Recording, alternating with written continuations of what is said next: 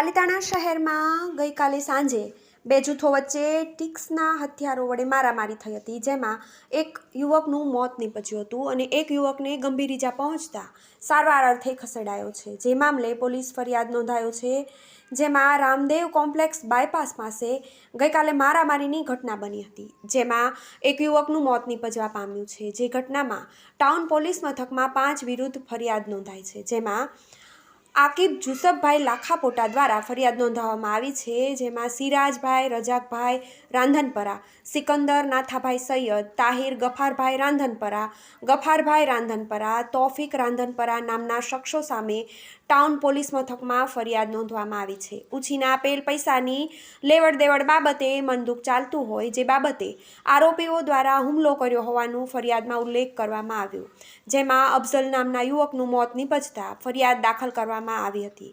Palitana town પોલીસે ગુનો નોંધી કાર્યવાહી હાથ ધરી છે, તેમજ હત્યાનો બનાવ બનતા પાલિતાણા શહેરમાં ચકચાર મચી જવા પામી છે.